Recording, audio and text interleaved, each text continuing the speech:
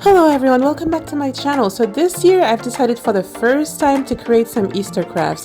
I went to Dollar Tree, I picked up a variety of items, and now I'm going to create some beautiful and unique Easter crafts.